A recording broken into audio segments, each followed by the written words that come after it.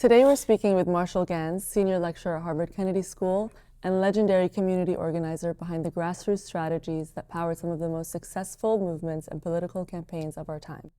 In his public narrative class, he teaches leaders how to access their own experience to craft stories that move people to action. Thank you so much, Marshall, for being here. It's such an honor. Happy to be here. You spent your life using the power of story to organize entire movements. Where did your love for stories come from?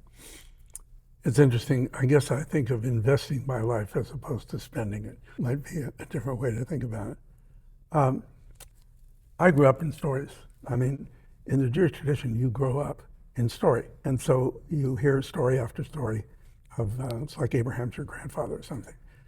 When I came back to school, I wound up in a seminar on the neurophysiology of myth. And it helped me appreciate the relationship between how stories work and how the brain works. And that opened up a whole new domain of exploration. First of all, drawing from story, but then in enabling people to learn how to speak their own stories and their shared stories as a way to speak the language of the heart. The language of why, the language of motivation, not the language of how.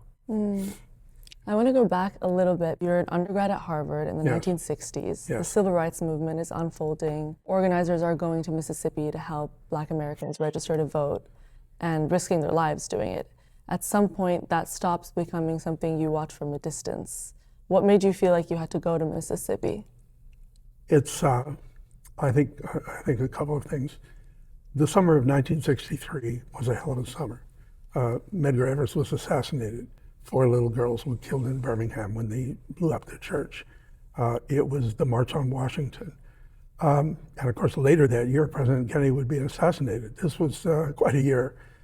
And I had come back to school intending to write about Bertolt Brecht and the Berliner Ensemble, theater and politics and how those worked. But I met a woman named Dottie Zellner who was organizing for Student Nonviolent Coordinating Committee. And through that began to meet the people who were actually doing this stuff, especially the young people. And I developed tremendous admiration for them because in my own life, I'd learned the problem of being submitted to arbitrary power, where you just have to do it because I say so. Well, that's what was going on every day in that movement. And it wasn't ever that I felt sorry for anybody. I admired people who were finding their voice and their courage to fight. And I kind of wanted to be part of that. And that's really what led to my volunteering. And then once I found myself in the South, I discovered really what would be my calling for the rest of my life. My mom was a teacher, but she called herself an educator because education from educere, Latin, is to draw out, not to put in. So it was never like trying to fill people's heads with arguments. It was drawing from within people their sources of caring and courage and solidarity. And that kind of hooked me. And then you dropped out of Harvard. Well, it was time to go back. No, I wrote him a letter. Yeah. I actually want to bring that letter up because I came across the letter you wrote to the university when you made that decision. And you say, how can I come back and study history when I'm busy making it? Do you know how iconic that is? It's pretty arrogant, but it was also true. Highly anthologized because I heard about that line before I ever knew who you were. Really? Oh, well. No, and I was going to come back, but then I went back to California and met Cesar Chavez and realized there was a whole movement where I grew up that I hadn't seen. I had to get what we called Mississippi eyes, come back home, see another community of people of color, also without political rights, also without economic protections. Right, so you stay in the movement, which eventually takes you to California to work with the farm workers. We're talking about the people who pick the food that ends up on every table in America. They don't have job security, they don't have unions, no political power, terrible working conditions people never really see because the food just appears at the grocery store. When you worked with the farm workers, what did you learn about people, not about politics and strategy, but about people that made you believe that it was actually possible to change a system that was made to keep people so powerless? All this stuff up here, the strategies, that was important, but it was fundamentally people finding the courage to demand, stand up what is theirs. And like I say, when I came back home, I grew up in Bakersfield, California, so it was the heart of the farm worker world, but I just hadn't seen it. And Mississippi gave me the eyes to see. That's when I found the movement and decided to work with it. It was like a realization that Mississippi was not an exception to America. It was an example of the America we needed to change. And this was a different context. It was organizing Farm Workers Union. It was more in a Latino context, although there were Filipino workers. The first worker to be killed on a farm worker picket line was from Yemen, named Naji Darfula. 2 days later, an immigrant from Mexico, Juan de la Cruz, was murdered. This was real stuff. And the thing is, it was working. It was working. Civil rights movement was working too. After all of that, the Mississippi, the farm workers, you go back to Harvard, you complete your degree, and then you get your doctorate. Yeah.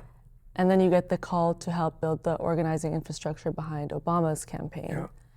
What you built became one of the most studied grassroots organizing models in modern politics. And you helped carry the phrase, "Yes, we can," from the United Farm Workers into the Obama campaign. How did that come about, and how did your relationship with that campaign evolve? Good question.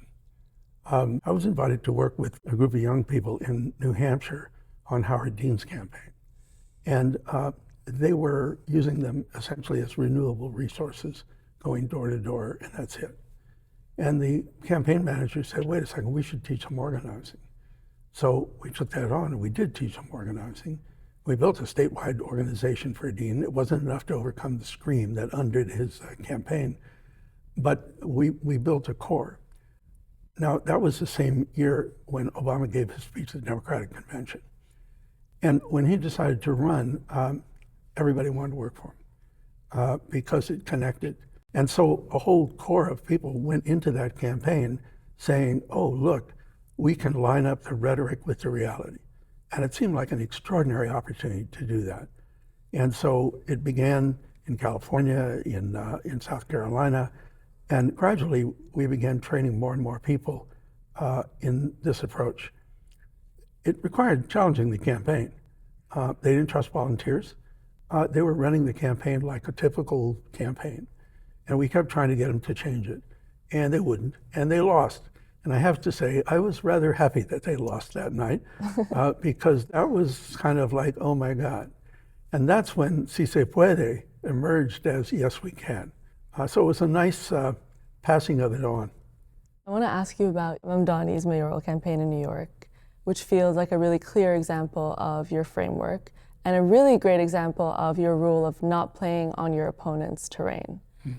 He stayed focused on his issues, and when he was criticized for a lack of experience, he reframed it saying, well, where has experience gotten us? Amen to that, yeah. Most people instinctively defend themselves or get pulled into those comparisons. I love that you say that if you play on your opponent's terrain, you've already lost. How do you resist that, and how can we apply that to our everyday lives? Oh boy. Well, it's, it's just a version of the David and Goliath story. I mean, Goliath is out challenging the Israelites. Send your hero against me, and if I beat him, you're ours, but if he beats me, then it goes on day after day. Nobody responds. People are looking at their shoes or cleaning their room, whatever, to avoid. And David is a young shepherd who's sent by his father to bring food to his brothers who are warriors. And so he arrives with the food, and Goliath comes out and starts doing his yo mamas. And so David says, this is an insult to the ranks of the living God. His brothers say, cool it, don't be a protruding nail, shut up. And he says, no, we gotta fight. And he goes to see the king. I'm ready to fight Goliath. The king laughs at him. Says, are you kidding? He's been a warrior since his youth, you're but a youth. David says, well, I'm what you got. So he says, okay, I'll let you fight on one condition. You take my shield, my helmet, and my sword, because you're going to need those to fight this powerful warrior. David takes them. He puts them on. They're so heavy he can't move. At that point, he looks down and he notices 5 little stones. He says, wait a second. I'm a shepherd, not a warrior. As a shepherd, I knew how to protect my flock from the wolf and the bear. It wasn't with the sword and the shield. It was with a stone and a sling. Maybe Goliath's just another wolf, just another bear. He goes to face Goliath, who then, ha, ha, ha, am I a dog? You sent a boy with a stick. In the middle of the third ha, he gets a stone in the forehead, and that's the end of Goliath. So it's not a nonviolent story, but it is a strategy story. It is about recognizing you do not build out of your opponent's strengths, you build of your own resources. And while they may seem to be minimal, that's where the creativity and strategy and power comes in. And I think that's really kind of the challenge. And in these days where our electoral process has turned into a form of marketing, where everything's about money and labels, it was really refreshing to say, oh, wait a second, we got the power, we can do this. Mm-hmm. I want to talk to you about your public narrative framework, story of self, story of us, story of now. Right. You talk about how religious tradition is rooted in stories. When we talked a couple of weeks ago, you asked me how I got into the study of my own faith tradition. And I told you that it was a bit of a rediscovery process. Because growing up, it was sort of just mediated through other people. And then a few years ago, I went to Egypt to visit the tombs in Luxor and Aswan. And we had this tour guide who was telling us all these wonderful stories about the ancient Egyptian religion. But there was one moment where I just asked him, how do you know any of this is true? And he looked at me like I just asked the silliest question. And something about that became my entry point, because I realized he wasn't dismissing truth. He was pointing to a kind of knowing that comes from inside experience rather than validating it outside of the experience. So I stopped feeling like I had to accept the text at face value. And I started feeling this relief that, oh, I could actually encounter this for myself. And that's when everything changed, because when you take the agency to discover something on your own, you allow the stories to work on you. Because my brain can recognize that the Quran is extraordinary even on a purely literal level. Like in 2 sentences you can find 27 literary devices, but you can still feel disconnected from it because the intellectual recognition is never enough. You have to feel like it's yours to discover. And that's the connection that makes it come alive. And I feel like that is exactly what your work in public narrative is about. People finding their own story first and then discovering its connection to something larger. So what does it actually take to find that story of self? I think that first, I think it's important to appreciate that narrative speaks the language of emotion. We think everything's concept, everything's in the head, everything, but it's not. That's information much more about how, but it's not, it doesn't tell us anything about why. The why questions are questions that they're in our hearts. That's really where it is. So then how do we speak the language of emotion? Well, music does that, theater does that, poetry does that, worship does that. Narrative has a particular way of addressing that question, which is how, when confronted with disruption, do I find the emotional resources to not react fearfully, but to engage with curiosity and learning. And it's a fundamental challenge, and it's why once we had language, we started telling stories. I mean, it's the really original form of discourse that we used, because it's information about how to deal with that for which we're not prepared, which is a fundamental part of the human experience. And because it's structured in the way it is, a challenge, a response, an outcome, and we can identify empathetically with the protagonist, we are able to experience the fear or the overcoming, not just see it as in the head, we experience it. And so the moral the story teaches is to the heart. It's not an idea, it's an experience. And so when you think all the time parents spend with children telling stories, oh, I want to instruct them. Okay, well, give them a list, do this, don't do that. Well, that didn't work. You know, it's all up here in the head. But when you're telling these stories, they're learning their own sources of heart strength. And it's one reason I hate it when they take the wolves out of children's stories, because the whole point is the wolf. The whole point is learning how to develop the heart muscles to deal with that which can be threatening and turn it into challenge. And that's kind of at the heart of what narrative is about, because we learn from other stories and then we learn to tell our own. What I found is that when you offer people the opportunity to reflect on, you say, well, why are you doing what you're doing? Well, they come up with a resume or they come up with a bunch of explanations. And no. What are the experiences? When did you learn to care? When? Where? Often early in life, often hurtful. I learned to care. What about hope? When did you learn to hope? Oh, sometimes that takes more thought. But wait a second, it was my mom, or it was this. And what you're enabling people to do is reconnect to their own what Charles Taylor, the moral philosopher, calls moral sources. Not arguments, not propositions, but experience. And so narrative speaks through experience, the language of the heart, and that's how we can access the courage, the solidarity, and all the rest that we need. In your public narrative class, when your students are being coached to find their story of self, are there a set of questions or framework that they go through in order to find that? The most important question is why. Persistent why. So why did you sign up for this class? Well, I heard it was a great class. Okay. Yeah, but why? Well, Joe told me. Oh, you do everything Joe does. Tells you to do. No. And you then enter into a regression of whys back to where you get to real whys, experiential whys. When I was 4, this happened. I was bullied or whatever, and this person stood up for me. You get to real life experience. And like I say, the most important question is why. But be persistent and insist on finding experience, not explanation. I love that you get to the real core of a human under all of the armor and defenses that we walk through the world with. It takes courage. I mean, in other words, we create what we call a brave space, not a safe space. By establishing that learning is interdependent, that we facilitate each other's learning, that there are ground rules, respect, so that you're creating a context in which people will take the risks that are involved in allowing themselves to be seen. Right, because when our defenses are up, it's hard to really access what's going on. It's masks. It's all masks. Yesterday in Human's class, he talked about staying close to the feeling behind the feeling as constitutive of yourself. Right. When we stay at the surface, we name the problem, but we don't really understand it.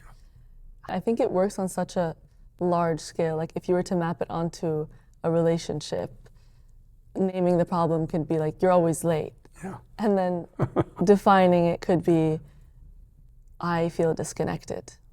And then solving it would be, what do we both care about? If we both care about connection, how do we make that happen?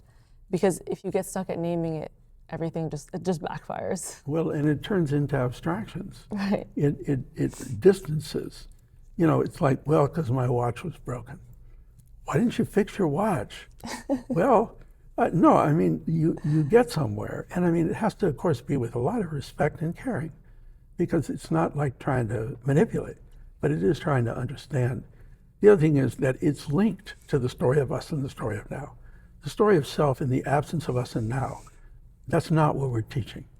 Because really a lot of this goes back to Hillel's 3 questions, a first century Jerusalem scholar asked, how do I figure out what to do with my life? He says, ask yourself 3 questions. First, if I am not for myself, who will be for me? Not selfish, self-regarding. If you presume to engage with others, you better be clear about your own values, why you're doing it, enough self-awareness to actually see other people. The second, though, is if I am for myself alone, what am I? Because to be a who and not a what is to recognize we are relational creatures, and it is in relationship that we understand ourselves and others. And finally, he says, ask yourself, if not now, when? That's about recognizing that rarely can we learn to do what we want to do until we start to do it. In other words, there's inherent risk in action because there is no certainty in the world. You can't predict the future. And so finding the courage to risk learning is really kind of a lot of what that's about. And so that's sort of how those 3 link together. self, with other, with action. And that constitutes a whole. It reminds me of something we were talking about the other day in Professor Unger's class, this concept of autonomy, sort of not needing anyone, this modern idea of freedom. And Unger asked, what's the autonomy for? What do you do with it? And it made me stop, because if you follow that logic all the way through, no real stakes, no one can hurt you, it doesn't actually lead to freedom. That's what true. He so aptly paraphrased from Dante, wandering with empty banners belonging to nothing. And yet that version of freedom and autonomy is still the dominant ideal. How do you think about autonomy in your work? I think that more in terms of agency. And in other words, agency as the capacity to make choices. Enough autonomy that you're making choices. But it's not disembodied. It's not like you're a data point somewhere and making choices with no reference to anything. That's not human. Humans are connected to each other. It's just, it's how and what we are. And so it's another reason why Charles Taylor's work is so important, because he argues about the fact that we don't come into the world as dots. We come into the world in traditions, in narratives, in context. And as we engage with that, but from our own perspective and experience, then we craft, we find new pathways. And I think it's autonomy, just in and of itself. I don't get it. I don't get it. You know, as you said, for what? Right. Yeah. You also teach a class called Being Human. Yeah. And this relates to the exchange we had the other day when we were discussing how the root word of human in Arabic, insan, comes from a word that means connection and intimacy and closeness. And forgetfulness. And forgetfulness. And actually there's a third one, which means pupil of the eye. I love how poetic that is, because That's very good. when you think about when a pupil dilates, Yeah. when human beings experience connection, they expand, they become more than they were before. And at its highest level, intimacy is intimacy with the divine, not just between people. Right. I think that's right. I just love that it shows that closeness and connection isn't optional for us. It's what we need to survive. And it's really not optional for anybody, really. Or there's great cost attached to it, to distancing yourself from that. That's our culture, which is this marketing culture. It turns us all into objects, individual objects out there. And it robs us of our humanity. And that's a deep cultural challenge, political challenge, economic challenge that we have in the way we're living our lives right now. So, yeah, there's little that could be more important. I love how the way that you speak about even politics feels very connected to energy and spirituality, which isn't really emblematic of the way that we look at politics or the way we understand politics. And I feel like that has a lot to do with the distinction between leadership and authority, which you make in your work. That's right. And I'm curious, because you've spent so much time in all these different faith traditions, you grew up in Judaism, you've taught the Bible, and you're now in a Quran study group. Yeah. Does that inform the way, or did that inform the way that you think about that difference? I think that there's a big difference between pretending that we have no differences. That's a mistake. It takes away the richness of the world, which is in difference. But then the question is, does that difference then become defining? Do we slip into being categories? Well, we're not categories, we're not labels, we're human beings, we have complexity. And so a different perspective is to look at relationship. And so what is it that makes relationship? Is it being exactly the same? It's a pretty boring relationship. I mean, it really, when you get right down to the micro of it. But then you also think, well, what does it take to make a relationship? And, you know, it's not a transaction. There's a moment of choice, of risk. Yes, I will commit my precious time to you. It's a risk, because trust isn't a precondition. Trust grows out of relationship. It doesn't precede it, because there's an inherent risk. And I think that comes back to the values that when we sense a shared sense of valuing, that's a real heart connection. And I think it becomes a source of courage. And then it enables us to embrace difference rather than run away from it. And I saw that in the farm worker movement where we never had ecumenical services. The line was, you have a Seder and invite me. I'll have Mass and invite you. A preservation of the difference of those traditions that really then allows us to understand the values that we share, as opposed to trying to be the same. I feel like the core of all these faith traditions is always rooted in compassion and kindness and relationality and the active practice of religion as a self-cultivation versus an identity. And it's practices. What I loved about Karen Armstrong's book, The Great Transformation, on she talks about the origin of major faith traditions about 700 BC. She says, well, beliefs are interesting, but practices are what matter. Because what we think of empty ritual, it's not empty ritual. It's teaching the heart. It's teaching us to connect with one another. It's teaching us to find courage. And it's in a deep awareness of the dark side, of the fact that this is not an easy deal. And it's not like, yeah, let's just be nice. It takes a hell of a lot more heart muscle to move there with others, because the dark side's always over there. I mean, I like the story of Iblis in Islam, of the devil who appears because he won't bow down to Adam. He's a jinn, I guess. But he makes a deal with God. He says, wait a second, you need me, because if I'm not around here, then there's no choice going on. That's really interesting, and I think it's a real truth. It is just in the nature of who and what we are. In our last interview, we actually talk a lot about what Karen Armstrong talks about, the sages of the axial age and the practice of religion.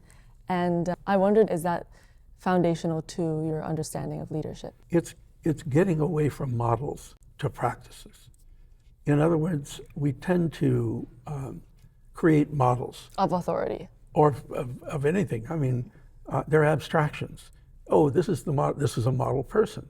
Oh, this is the formula, the model. This is the economic. They're models. In reality, they're all abstractions. And we attribute this truth value to models. At best, they're hypotheses. Truth value is in lived experience. And I think getting clear about that, my mom used to talk about a Greek king named Procrustes. And whenever he captured prisoners, they'd bring them back to his island. And he had this plank. And if you were too short for the plank, they stretched you. If you were too long, they chopped you. In other words, it's trying to fit people into these boxes we call models, and it savages our humanity. That's not what they're for. Practices are what we do, and they are dynamic. They involve learning. They involve values. They involve concepts. And so I've come to respect the whole idea of practice. Alistair McIntyre writes about this really wisely. And it also relates to tradition. It's like a tradition that stays the same dies. Traditions require renewal to live because we change, the world changes.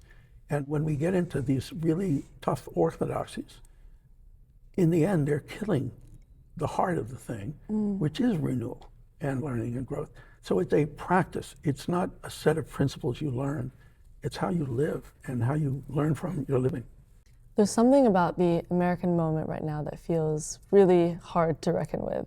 It feels like people aren't even forming their own thoughts anymore. We're being fed what to pay attention to, what to care about, what others are thinking. So instead of asking, what do I think, it's what do they think? And your reality becomes a reaction. Yeah, reaction is the right word. It's not a response, it's a reaction. There's a big difference. Because to react, like to fear, is to react. It's an impulse. To respond is thoughtful. It is to consider, how do I respond to this challenge, whatever it might be. So there's a big difference between reaction and response, I think. And you got to get to response to be able to exercise agency, because in reaction, you're not being agentic. But, you know, it's always been a challenge of how do I develop the self-understanding to be who I can and am, there's always, you got to be like these other people. You got to be like that. You got to be governed by the outside. Or go off in a cave. No, it's doing the work of self-understanding in relationship. Our country has the fact that we allowed politics to turn into marketing. Politics is about people dealing with other people. It's been going on ever since we've been around. It got transformed in this country by a Supreme Court decision that said that money is speech. And the whole premise of liberal democracy was that equal voice could balance unequal wealth. But when you define voice as wealth, it's gone. And that happened in the 70s. And it created this whole electoral industrial complex that just keeps making more and more money because there's no limit. There's no limit on the demand, really. And it more and more makes it abstract. It turns it into marketing. And stimulus. Yeah, and then it's stimulus response. Right. It's like after Kamala was nominated, the New York Times sent a reporter with an organizer in Wisconsin to go door to door. Come to a house, woman comes out. The guy says, hi, with the Harris campaign. You must be very concerned about choice. Well, I don't know. Education, climate. He starts running down a list. How do I categorize this person so that we can send the right stimulus response message to that person? Boy, Wow. Talk about dehumanizing. But that's how a lot of our politics, that's what's so refreshing about Mondani, or Minneapolis for that matter. People weren't challenged, they weren't fighting for some abstraction, they were fighting for their neighbors. That's when stuff gets real. And that's what we have to bring back into all this. In my religious tradition, there's a distinction between two types of knowledge. Knowledge that increases your self-importance, and then knowledge that keeps you humble or keeps you in awe and draws you closer to something greater. What's the words? What are the words? Well, it's ilm. Hanan, what is it? What is...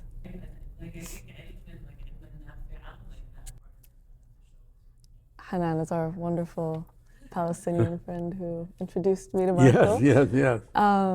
Ilm is knowledge that it encompasses more than just the facts or the information. Yeah. It's something that's more spiritual. And my friend the other day, she's a physicist, she was talking about how she never really believed in God, and then she was doing some experiments at the Large Hadron Collider, and she was like, there's no way. There's no way that there's not something up there, out there, that is organizing all of this.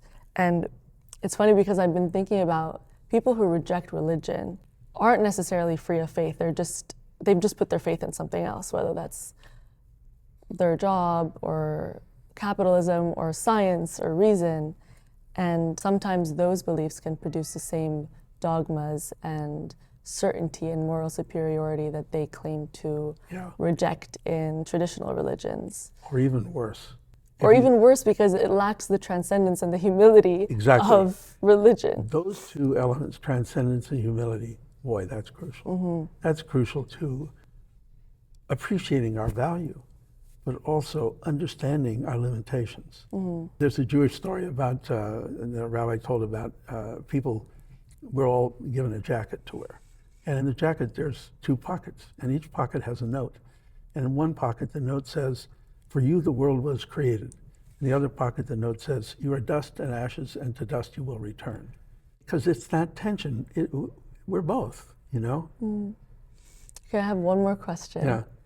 How does someone sustain a belief in the plausible when the daily news makes it feel impossible? Well,